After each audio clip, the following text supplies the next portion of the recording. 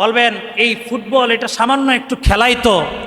ভাইরা আমার, এই ফুটবল বিশ্বকাপকে কেন্দ্র করে যেই পরিমাণ অশ্লীলতা, যেই পরিমাণ বেহায়াপনা, যেই পরিমাণ মাদক, আর যেই পরিমাণ বিভিন্ন সার্ভিসের নামে যেই পরিমাণ অসামাজিক কার্যকলাপ হয়, সারা বৎসরও এই পরিমাণ অসামাজিক কার্যকলাপ হয় না।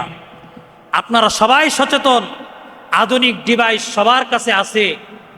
আপনারা আশ্চর্য হবেন, গত 2-3 দিন পূর্বে আমাদের দেশের প্রায় মিডিয়া এটা সংবাদ প্রচার করেছে যে উত্তর আমেরিকাতে যেই 2026-এর ফুটবল বিশ্বকাপ অনুষ্ঠিত হচ্ছে, ইউরোপের বিভিন্ন কান্ট্রি থেকে এসকর্ট সার্ভিস দেওয়ার জন্য, দেহ ব্যবসা করার জন্য হাজার হাজার দেহ ব্যবসায়ী নারী সেই মেক্সিকো, সেই কানাডা, এইসব রাষ্ট্রের মধ্যে তারা গিয়েছে। প্রিয় ভাইয়েরা আমার, শুধু তাই না, আপনারা একটু সার্চ দিয়ে দেখেন আমি কি ভুল বলছি না সঠিক বলছি। শুধু তাই না, এখানে বাচ্চারা আছে, কি বলবো আপনাদের সামনে, 70,000, যেটাকে আমরা আমাদের দেশে জন্ম নিয়ন্ত্রণের মাধ্যম বলি, এই 70,000 বিশেষ জিনিস তারা ফ্রি বিলাচ্ছে স্টেডিয়ামে খেলার পূর্বে, খেলা চলাকালীন সময়ে এবং খেলার পরে।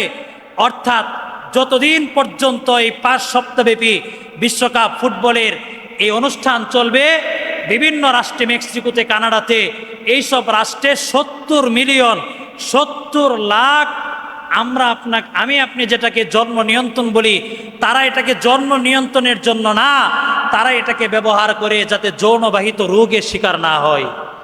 জোরে কন্যা নাউজুবিল্লাহ।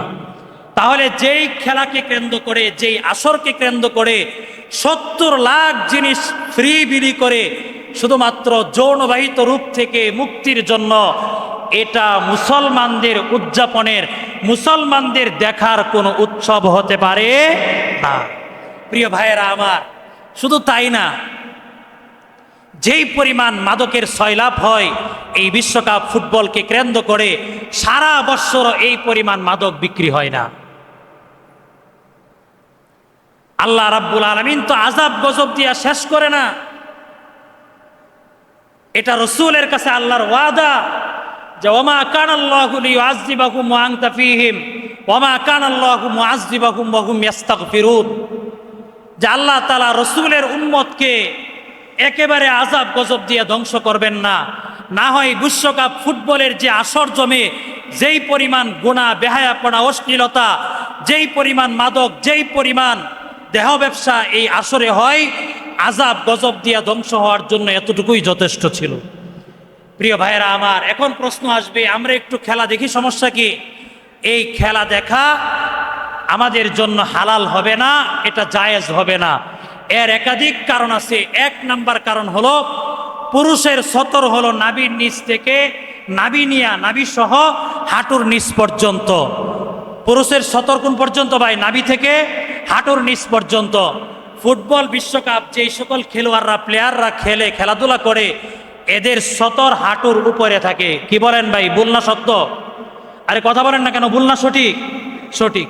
তাহলে তাদের সতর যদি হাঁটুর উপরে থাকে, তাহলে যেহেতু আপনি খেলা দেখলে ফরজ তরক হবে, অন্যের সতর দেখা আপনার জন্য আবশ্যক। এই হাদিসের ভিত্তিতে আল্লাহর নবী বলেছেন, লা ইয়ানজুরুর রাজুলু ইলা আওরাতির রাজুলি, লা ইয়ানজুরুর রাজুলু, কোন ব্যক্তি, কোন পুরুষ সে দেখবে না, ইলা আওরাতির রাজুলি, অন্য পুরুষের সতর, ওয়ালাল মারআতু ইলা আওরাতিল মারআ, এবং কোন মহিলা কোন মহিলার সতর দেখতে পারবে না। কোন পুরুষ কোন পুরুষের সতর দেখতে পারে না, জায়েজ নাই। কোন মহিলাও কোন মহিলার সতর দেখতে পারবে না, একান্ত প্রয়োজন ছাড়া। চিকিৎসার ক্ষেত্রে প্রয়োজন হলে ভিন্ন হিসাব, এছাড়া দেখার কোনো সুযোগ নাই, অবকাশ নাই। যেহেতু বিশ্বকাপ ফুটবলে এই সতর উন্মুক্ত থাকে, এই হাদিসের ভিত্তিতে ফুটবল খেলা দেখা বৈধ না। দ্বিতীয় কারণ হলো, আল্লাহর নবী বলেছেন, হাদিসে এসেছে, আল আইনানি তাজনিয়ানি ওয়া জিনাহুমা আন নাজরু। আল্লাহ নবী বলেছেন, 2 চোখ জিনা করে, 2 চোখ, মানুষের 2 চোখ জিনা করে।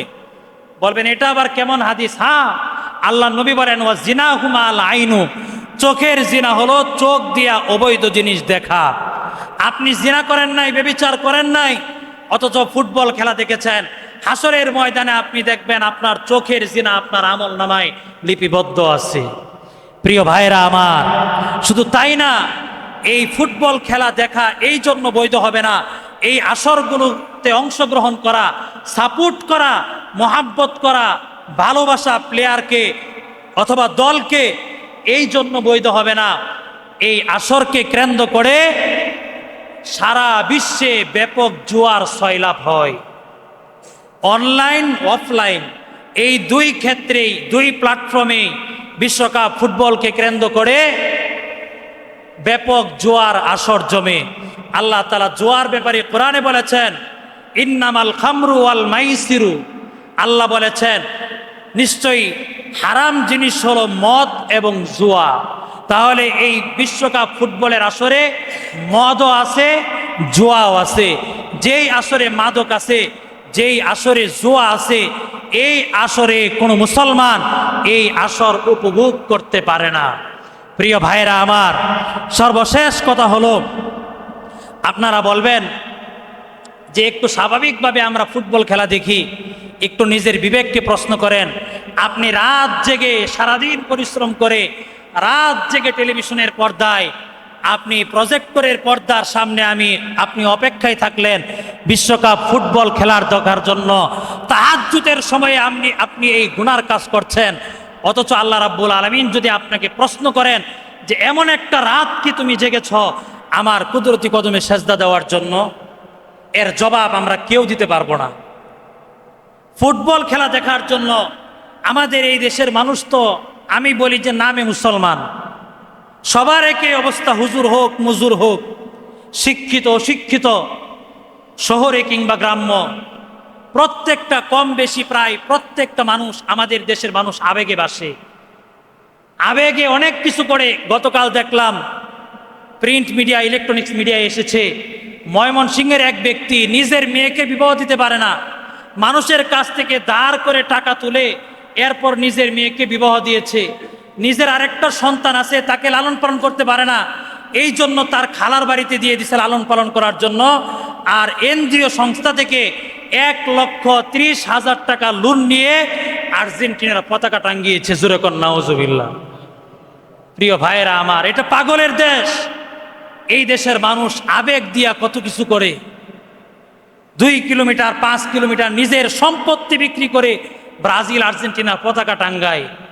আপনি আশ্চর্য হবেন, আর্জেন্টিনা এমন একটা দেশ, যেই দেশ ইসরায়েল যখন গাজায় গণহারে গণহত্যা চালিয়েছে, আর্জেন্টিনা সরাসরি প্রথম থেকে শেষ পর্যন্ত এই গণহত্যাকে সাপোর্ট করেছে। জোরে কর নাউজুবিল্লাহ।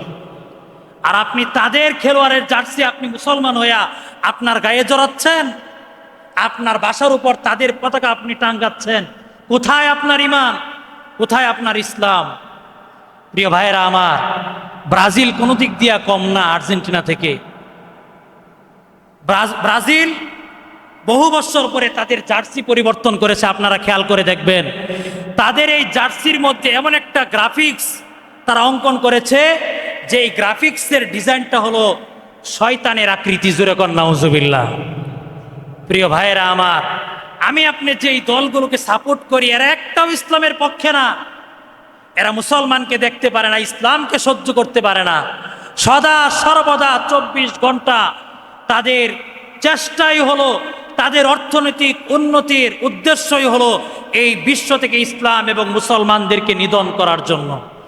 প্রিয় ভাইয়েরা আমার, আল্লাহ রাব্বুল আলামিন কোরআনে স্পষ্ট বলে দিয়েছেন, ইয়া আইয়ুহাল্লাযীনা আমানু লা তাত্তাখিযুল ইয়াহুদা ওয়ান নাসারা আউলিয়া বা'দুহুম আউলিয়াউ বা'দ ওয়া মান ইয়াতাওয়াল্লাহুম মিনকুম ফাইন্নাহু মিনহুম। আল্লাহ তাআলা বলে দিয়েছেন, হে ঈমানদাররা, তোমরা ইহুদি এবং খ্রিস্টানদেরকে বন্ধু হিসেবে গ্রহণ করো না। আল্লাহ তাআলা স্পষ্ট নির্দেশ। আর যেই ব্যক্তি তাদেরকে বন্ধু হিসেবে গ্রহণ করবে, আপনার প্রিয় খেলোয়াড়, আপনার প্রিয় দল, প্রিয় দেশ, কিয়ামতের ময়দানে, হাসরের ময়দানে কি জবাব দিবেন আল্লাহ তাআলার সামনে দাঁড়ায়া? অন্য আয়াতে আল্লাহ রাব্বুল আলামিন বলেছেন, লা ইয়াত্তাখিযুল মুমিনুনাল কাফিরিনা আউলিয়া মিন দুনিল মুমিনিন ওয়া মান ইয়াফআল যালিকা ফালাইসা মিনাল্লাহি ফি শাইইন। আগেরটুকু বললাম না, আল্লাহ বলেছেন যারা ইহুদি খ্রিস্টানকে বন্ধু হিসাবে গ্রহণ করবে ফালাইসা মিনহুম ফি শাইইন, আখেরাতে আল্লাহর কাছে তাদের জন্য কিচ্ছু নাই। প্রিয় ভাইয়েরা আমার, আমি আপনি কি এই সামান্য খেলা উপভোগ করার জন্য আমার চিরস্থায়ী গন্তব্য আখেরাতকে বরবাদ করতে পারি? নিজে একটু চিন্তা করবেন, আমি কেন আসলাম দুনিয়ায়, কেন আল্লাহ পাঠাইলেন, কোথায় ছিলাম, কোথায় আছি আর কোথায় যাব? এই তিন প্রশ্ন যদি ইমানদারদের সামনে থাকে, আমি কোথায় ছিলাম, আমি আলমে আরওয়াহের মধ্যে ছিলাম, আল্লাহর সাথে অঙ্গীকার করে আমি দুনিয়াতে এসেছি, আপনি আমাদের রব, রব হিসাবে, জীবনদাতা বিধানদাতা হিসাবে আমি আপনাকে স্বীকৃতি দিয়ে এসেছি। সুতরাং এই দুনিয়াতে হায়াতে জিন্দিগিতে একমাত্র আল্লাহর বিধানই মানতে হবে। কথা বলেন ঠিক কিনা? এই তিন প্রশ্ন যদি আমার আপনার সামনে থাকে, আমি কোথায় ছিলাম, এখন কোথায় আছি, কেন আল্লাহ আমাকে এখানে পাঠিয়েছেন, আর আমি কোথায় যাব, এই তিন প্রশ্ন যদি সামনে থাকে, তাহলে ইসলাম মানা, ধর্ম মানা, ধর্মকর্ম পালন করা এটা আমাদের জন্য সহজ হবে। কথা বলেন ঠিক কিনা? প্রিয় ভাইয়েরা আমার, সর্বশেষ কথা, আল্লাহ রাব্বুল আলামিন কোরআনে বলেছেন ওয়া আম্মা মান খাফা মাকামা রাব্বিহি ওয়া নাহান নাফসা আনিল হাওয়া ফাইন্নাল জান্নাতা হিয়াল মাওয়া। আপনি যদি ইসলাম সমর্থন করে না, এই জন্য খেলা বর্জন করলেন, প্রিয় ব্যক্তির, প্রিয় খেলোয়াড়ের সাপোর্টকে আপনি ছেড়ে দিলেন, সুযোগ তো নাই গ্রহণ করার, আপনি যদি মন চাওয়া সত্ত্বেও যদি আপনি পরিত্যাগ করতে পারেন, ছেড়ে দিতে পারেন, আল্লাহ বললেন কিসের ভয়ে? মান খাফা মাকামা রাব্বিহি, যে ব্যক্তি তার রবের সামনে দাঁড়ানোর ভয়ে, ওয়ানাহান নাফসা আনিল হাওয়া, তার মন যা চাই, মন চাই ব্রাজিলের পতাকা টাঙ্গানোর জন্য, মন চাই চুলটাকে নেইমার কাটিং দেওয়ার জন্য, মন চাই মেসির জার্সিটাকে আমার গায়ে জড়ানোর জন্য, এ মন চাওয়া সত্ত্বেও আল্লাহর সামনে দাঁড়ানোর ভয়ে যদি আপনি প্রিয় খেলোয়াড়, প্রিয় দলের সাপোর্টকে আপনি ছেড়ে দিতে পারেন, আল্লাহ রাব্বুল আলামিন বলেন ফাইন্নাল জান্নাতা হিয়াল মাওয়া, তার ঠিকানা হলো চিরস্থায়ী জান্নাত। জোরে কোন সুবহানাল্লাহ। প্রিয় ভাইয়েরা আমার, এই পৃথিবীতে দুইটা দল, একটা হলো শয়তানের দল আর একটা হলো আল্লাহর দল। যারা শয়তানের দল, এদের ঠিকানা হবে জাহান্নাম। এই বিশ্বকাপের আয়োজক যারা আছে, যারা খেলে, প্লেয়ার, যারা স্পন্সর আছে, অর্থাৎ এদের সাথে যাদের সম্পর্ক আছে, এরা আল্লাহর দল না শয়তানের দল? আর একটু জোরে কোন কার দল? শয়তানের দল। আল্লাহ রাব্বুল আলামিন বলেন শয়তানের দল তো জাহান্নামী দল, শয়তান চিরস্থায়ী জাহান্নামী। আর যারা এদেরকে বিসর্জন দিবে, এদের সাপোর্টকে ত্যাগ করবে, এদেরকে ছেড়ে দিবে, এদের সাথে কোনো সম্পর্ক রাখবে না, আল্লাহ রাব্বুল আলামিন বলেন এরা হলো আল্লাহর দল। আর ফাইন্না হিজবাল্লাহি হুমুল গালিবুন, আল্লাহ কোরআনে বলেন আমি আল্লাহর দলে যারা সংযুক্ত হবে, আল্লাহর দলে যারা দলভুক্ত হবে, ফাইন্নাহুমুল গালিবুন, তারাই বিজয়ী হবে। জোরে কোন সুবহানাল্লাহ। প্রিয় ভাইয়েরা আমার দায়িত্ব ছিল আপনাদের সামনে কোরআন এবং হাদিসের আলোকে সঠিক জিনিসটা বলে দেওয়া, পৌঁছায়া দেওয়া।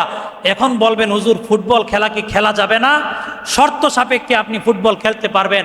শরীর চর্চার জন্য, নামাজের যদি কোনো ব্যাঘাত না হয়, এবাদতের যদি ব্যাঘাত কোনো না হয়, যার মধ্যে কোনো জোয়া নাই, এমন যদি হয়, আপনি শরীরকে ঠিক রাখার জন্য, আপনার শারীরিক শক্তি সক্ষমতা ধরে রাখার জন্য, আপনি যদি শরীর চর্চা ব্যায়ামের জন্য আপনি ফুটবল খেলেন, যে কোনো খেলাই খেলেন, ফরজ তরক না করে, নামাজ নষ্ট না করে, অযথা বেহুদা সময় নষ্ট না করে, অর্থ অপচয় না করে যদি আপনি খেলাধুলা করেন, তাহলে শর্ত সাপেক্ষে এটা বৈধ আছে। এটা কি আছে ভাই? বৈধ আছে। কিন্তু এই যে 2026-এ যেই ফুটবল বিশ্বকাপ শুরু হয়েছে, পৃথিবীর এমন কোনো আলেম নাই, কোরআন থেকে হাদিস থেকে এমন কোনো ব্যক্তি নাই যে প্রমাণ দিতে পারবে এই খেলা হালাল। কথা বলেন ঠিক কিনা? এটা হারাম হওয়ার অনেক কারণ আছে, অনেক কারণ আছে। প্রিয় ভাইয়েরা আমার, গতকাল উদ্বোধন হয়েছে, 3 দেশে উদ্বোধনী অনুষ্ঠান হয়েছে। সারা পৃথিবীতে লেটেস্ট যত গায়িকা আছে, যত নর্তকী আছে, এদেরকে দিয়া এই খেলার উদ্বোধন হয়েছে। জোরে কোন নাউজুবিল্লাহ। তাহলে যেই খেলার উদ্বোধন হয় নর্তকীর দ্বারা, যেই খেলা উপভোগ করার জন্য হাজার হাজার দেহ ব্যবসায়ী ওই শহরে পাড়ি জমায়, যেই খেলার মধ্যে লক্ষ কোটি বিলিয়ন ট্রিলিয়ন টাকা এবং ডলারের জোয়া হয়, যেই খেলাকে উদ্দেশ্য করে মাদকের সয়লাভ হয়, যেই খেলাকে উদ্দেশ্য করে ফ্রি মিক্সিংয়ের ব্যবস্থা করা হয়, যেই খেলাকে উদ্দেশ্য করে 70 লক্ষ কন্ডম বিতরণ করা হয়, ওই খেলাকে দেখা উপভোগ করা কোনো ক্রমেই জায়েজ হতে পারে না। কথা বলেন ঠিক কিনা? আর যারা এই খেলাকে অনেকে নিজে তেমন দেখে না, কিন্তু এলাকার যুবকদেরকে দেখানোর জন্য টাকা খরচ করে বিভিন্ন প্রজেক্টরের ব্যবস্থা করে দেয়। 30,000 40,000 টাকা, 500 টাকা, 5,000 টাকা দিয়া প্রজেক্টরের ব্যবস্থা করে। আপনি দেখলেন না, যারা দেখবে যত গুনাহ হবে আপনার আমল নামায় এর একটা অংশ আপনি পাবেন, হাসরের ময়দানে আপনি দেখতে পাবেন। প্রিয় ভাইয়েরা আমার, আসুন আমরা এই গুনাহের আয়োজন থেকে সর্বদা আমরা বিরত থাকি। আল্লাহ রাব্বুল আলামিন আমাদেরকে বিরত থাকার তৌফিক দেন। জোরে কোন আমিন। সম্মানিত হাজিরিন, সময়ের প্রয়োজনকে সামনে রেখে আজকে আমরা যে বিষয়টি আলোচনা করব কোরআন এবং সুন্নাহর আলোকে, তা হলো বিশ্বকাপ ফুটবলকে কেন্দ্র করে অমুসলিম কাফেরদের সাথে মুসলমান নরনারীও এই উন্মাদনায় উন্মাদ হয়ে যাওয়ার কারণগুলো কি কি, এবং মুসলমানদের এই উন্মাদনা থেকে পরিত্রাণের মুক্তির উপায় কি হবে কোরআন এবং সুন্নাহর আলোকে। সম্মানিত উপস্থিতি, ইসলাম এমন এক জীবন ব্যবস্থার নাম, এমন এক ধর্মের নাম, যেই ধর্মের একজন মানুষের জন্ম থেকে মৃত্যু পর্যন্ত, একজন মানুষের হায়াতের শুরুলগ্ন থেকে মৃত্যু পর্যন্ত এই পৃথিবীতে তার জীবন চলার পদ্ধতি কেমন হবে, এই পৃথিবীতে সে কি করতে পারবে কি করতে পারবে না, কোন কাজ হালাল আর কোনটা হারাম, কোন কাজ জায়েজ আর কোনটা নাজায়েজ, কোন কাজ বৈধ আর কোন কাজ অবৈধ, এই সকল বিধিবিধান ইসলাম ধর্ম, ইসলামী শরীয়ত ইমানদার এবং মুসলমানদেরকে জীবন বিধান দান করেছে। এজন্য আমার আপনার জীবনের প্রত্যেকটা ক্ষেত্রে ইসলাম ধর্মের অনুশাসন, ইসলাম ধর্মের বিধান, ইসলাম ধর্মের সংস্কৃতি, তাহজিব, তামাদ্দুন, কৃষ্টি, কালচার, এই সবগুলোই আমার আপনার জন্য অনুকরণীয় এবং অনুসরণীয়। স্বাভাবিকভাবে এই প্রশ্ন আসতে পারে যে ফুটবল খেলার সাথে ইসলামের সম্পর্ক কি? অবশ্যই ইসলামের সম্পর্ক আছে। খেলাধুলার সাথে ইসলামের বিধিবিধান জড়িত আছে। কিছু খেলাধুলা আছে যেগুলো শর্ত সাপেক্ষে ইসলাম, শরীর চর্চার আলোকে ইসলাম বৈধতা দিয়েছে। আবার কিছু খেলাধুলা আছে এগুলোর সাথে বিভিন্ন নিষিদ্ধ কার্যক্রম জড়িত হওয়ার কারণে ইসলাম এগুলোর অনুমোদন দেয় না, ইসলামে এগুলো নিষিদ্ধ। প্রিয় ভাইরা আমার, আসুন আমরা প্রথমে এই কারণগুলো আমরা উল্লেখ করি, এই কারণগুলো আমরা নির্ধারণ করি, যেই কারণগুলোতে অমুসলিমদের সাথে সাথে মুসলমান নরনারীও বিশ্বকাপ উন্মাদনায় উন্মাদ হয়ে রয়েছে। প্রথম কারণ হলো সময়ের গুরুত্ব না জানা। সময়ের গুরুত্ব আমি আপনি অনুধাবন করতে পারি না, সময়ের গুরুত্ব বুঝি না। এই জন্য মুসলমানরা কাফের মুশরিকদের মতো বিশ্বকাপ ফুটবল নিয়ে তারা মাতোয়ারা। অথচ 24 ঘন্টা সময়ের প্রত্যেকটা স্তরে স্তরে আল্লাহ রাব্বুল আলামিন মহাবিশ্বের মহাবিশ্বয় বিশ্ব মানবতার মুক্তির দিশারি আল কোরআন আল কারিমে রব্বুল আলামিন 24 ঘন্টা সময়ের প্রতিটি স্তরের কসম আল্লাহ রাব্বুল আলামিন করেছেন। সুবহানাল্লাহ। মুসলমান ভাইয়েরা আমার, সময়ের গুরুত্ব না বুঝার কারণে, সময়ের গুরুত্ব অনুধাবনে ব্যর্থ হওয়ার কারণে আমরা বিশ্বকাপ ফুটবলের উন্মাদনায় উন্মাদ হয়ে রয়েছি। এই সময়ের গুরুত্ব যদি আমরা বুঝতাম, তাহলে এই বিশ্বকাপ ফুটবল নিয়ে আমাদের বসে থাকার সময় নাই। কারণ এই সময় আল্লাহ রাব্বুল আলামিন আমাদেরকে দিয়েছেন, এবং সময়ের গুরুত্ব বুঝানোর জন্য আল্লাহ রাব্বুল আলামিন কোরআনে হাকিমে সময়ের কসম আল্লাহ করেছেন। রব্বুল আলামিন কোরআনে হাকিমে দিনের শুরু হয় ফজর দিয়ে। আল্লাহ রাব্বুল আলামিন আল কোরআন আল কারিমে ফজরের টাইমের কসম আল্লাহ করেছেন, ফজরের সময়ের কসম আল্লাহ করেছেন। আল্লাহ রাব্বুল আলামিন বলেন, ওয়াল ফাজরি, শপথ ফজরের। আল্লাহ রাব্বুল আলামিন বলেন শপথ, শপথ ফজরের, কসম ফজরের সময়ের। এরপর রব্বুল আলামিন আল কোরআন আল কারিমে অন্য সূরায় সকালের সময়ের কসম আল্লাহ করেছেন। 24 ঘন্টা সময়ের মধ্যে সকালের সময়ের কসম আল্লাহ রাব্বুল আলামিন করলেন ফজরের সময়ের কসমের পরে। রব্বুল আলামিন আল কোরআন আল কারিমে বলেন, ওয়াসসুবহি ইযা তানাফফাসা। আল্লাহ বলেন শপথ সকালের, শপথ কসম সকালের সময়ের, ইযা তানাফফাসা, যখন সে শ্বাস প্রশ্বাস নেওয়া শুরু করে। মুসলমান ভাইরা রে আমার, এরপর রব্বুল আলামিন পূর্বাহ্নের সময়ের কসম আল্লাহ করে কোরআনে হাকিমে ঘোষণা দিয়েছেন, ওয়াদ্দুহা,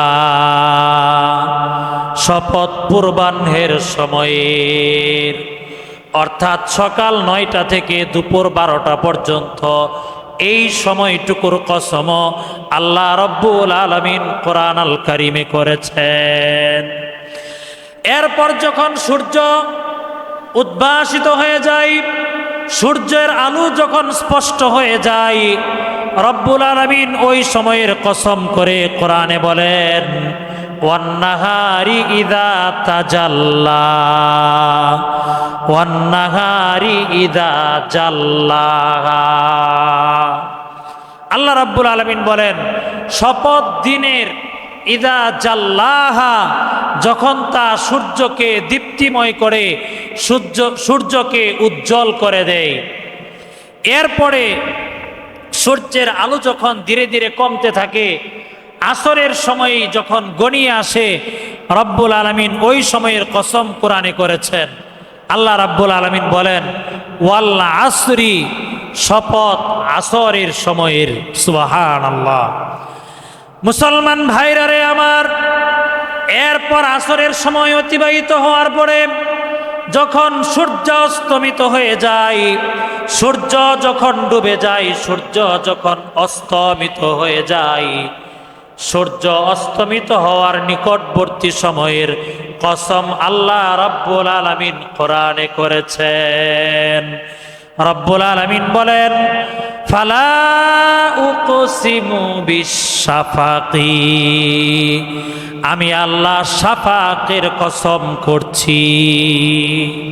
শাফাক বলা হয় সূর্য অস্তমিত হওয়ার পরে মাগরিবের সালাত আদায়ের পরে বের হয়ে তাকায়া দেখবেন পশ্চিম দিগন্তে আকাশে একটা লালিমা ভাব চলে আসে, আকাশে একটা লাল আভা দেখা যায়।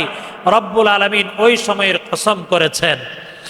এরপর যখন সূর্যাস্তের পরে শাফাক অদৃশ্য হয়ে যাওয়ার পরে যখন রাত্রি শুরু হয়ে যায়, রব্বুল আলামিন রাতের শুরু অংশের কসম করেছেন।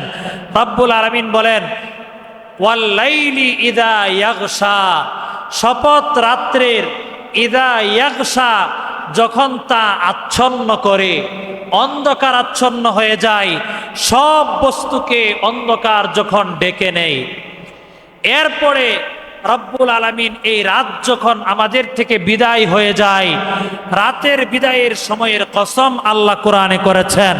আল্লাহ রব্বুল আলামিন বলেন, ওয়াল্লাইলি ইয আদবারা, শপথ রাতের যখন তা বিদায় হয়ে যায়।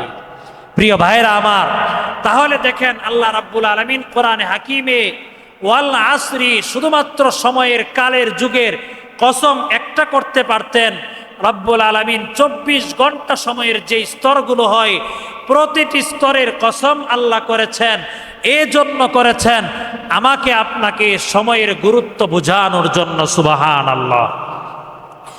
মুসলমান ভাইরা আমার, রব্বুল আলামিন সর্বপ্রথম ফজরের সময়ের কসম করলেন, তারপর সকালের কসম করলেন, তারপর পূর্বাহ্নের সময়ের কসম আল্লাহ করলেন, তারপর দিনের আলো যখন উদ্ভাসিত হয়ে যায় সেই দুপুর বেলার সময়ের কসম আল্লাহ রাব্বুল আলামিন করলেন, তারপর আসরের সময়ের কসম আল্লাহ রাব্বুল আলামিন করলেন, তারপর মাগরিবের সময় সূর্য অস্তমিত হয়ে যাওয়ার পরে পশ্চিম আকাশে যে লাল দিগন্ত, যে লাল আভা প্রকাশিত হয় সেই শাফাকের সময়ের কসম আল্লাহ করলেন।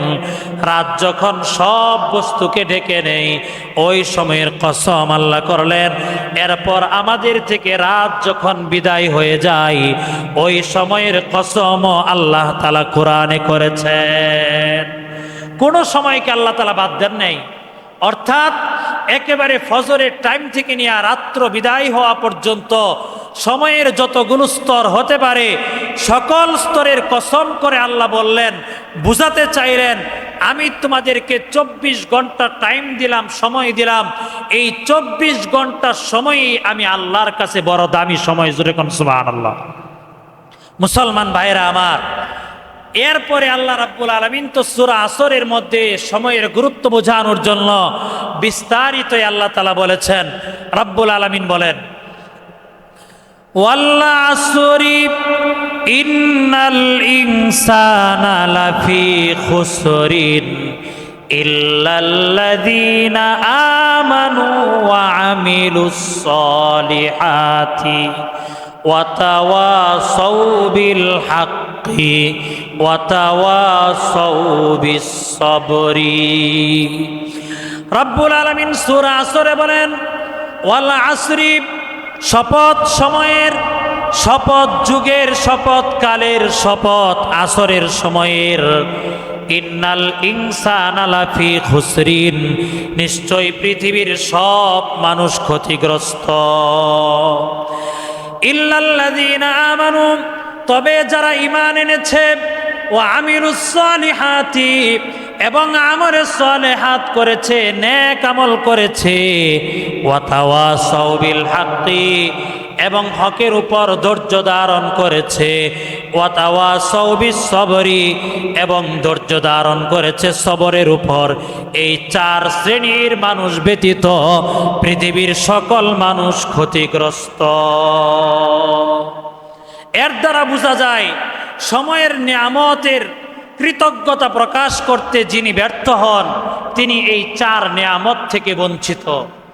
সময়ের গুরুত্ব যারা না বুঝে তারা এই 4 নিয়ামত থেকে বঞ্চিত।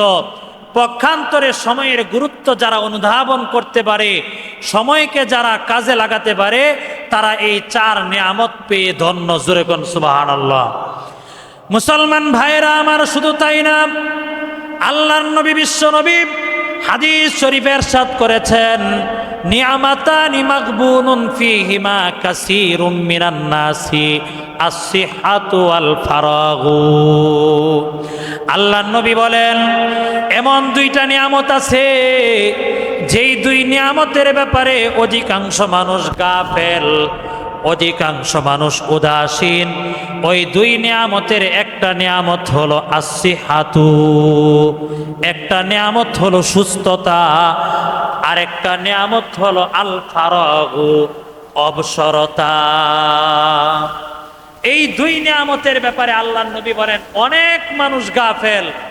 সুস্থ থাকলে সুস্থতার নিয়ামত বুঝে আসে না, অসুস্থ হইলে তারপর সুস্থতার নিয়ামত বুঝে আসে। কিডনি থাকতে, বাল্ব ঠিক থাকতে, হার্ট ঠিক থাকতে মানুষের কিডনি, বাল্ব, হার্ট এগুলোর গুরুত্ব বুঝে আসে না। কিন্তু যখন এই কিডনি ড্যামেজ হয়ে যায় তখন এই কিডনির প্রয়োজনীয়তা এটা মানুষের বুঝে আসে। হার্ট যখন ব্লক হয়ে যায় তখন বুঝে আসে আল্লাহ রাব্বুল আলামিন আমাকে কি দিয়েছেন। মানুষের রক্ত যখন নষ্ট হয়ে যায় তখন বুঝে আসে এক ফোঁটা রক্তের দাম আল্লাহর কাছে কত দামি। চোখ থাকতে চোখের মর্ম বুঝে না, চোখের পাওয়ারলেস যখন হয়ে যায় তখন বুঝে এই চোখ নামক নিয়ামতটা, দৃষ্টিশক্তি আল্লাহ তাআলার কত বড় নিয়ামত। এই জন্য আল্লাহর নবী বলেন দুইটা নিয়ামত এমন বড় নিয়ামত, এই দুই নিয়ামতের ব্যাপারে পৃথিবীর সব মানুষ গাফেল। আকসার মানুষ, অধিকাংশ মানুষ এই দুই নিয়ামতের ব্যাপারে উদাসীন। একটা হলো সুস্থতা, আরেকটা হলো অবসরতা। যখন অবসর সময়ে মানুষ বসে থাকে তখন অবসর সময়ের গুরুত্ব বুঝে না। টাইম যখন শেষ হয়ে যায়, সময় যখন চলে যায় তখন আফসোস করে, হায়রে আমার জীবনের এই মূল্যবান সময়টা আমি হেলাই খেলাই কেন নষ্ট করলাম। মুসলমান ভাইরা আমার, এই সময়ের গুরুত্ব বুঝানোর জন্য সূরা কাহাফের মধ্যে আল্লাহ রাব্বুল আলামিন আসহাবে কাহাফের ঘটনা আল্লাহ তাআলা উল্লেখ করেছেন, কোট করে দিয়েছেন। পূর্বেকার জামানার কয়েকজন যুবক তাদের ঈমান হেফাজত করার জন্য তৎকালীন সময়ের জালেম বাদশা, কাফের মুশরিক বাদশার আক্রমণ থেকে ঈমানকে হেফাজত করার জন্য তারা একটা গুহার মধ্যে আশ্রয় গ্রহণ করেছিল। ওই গুহার মধ্যে আল্লাহ রাব্বুল আলামিন তাদেরকে 1 বৎসর 2 বৎসর না, আল্লাহ রাব্বুল আলামিন 309 বৎসর তাদেরকে ঘুম পাড়িয়ে রেখেছিলেন। 309 বৎসর আল্লাহ তাআলা তাদেরকে ঘুম পাড়িয়ে রেখেছিলেন। এরপর যখন আল্লাহ তাআলা তাদেরকে ঘুম থেকে জাগ্রত করলেন তখন সর্বপ্রথম তারা যে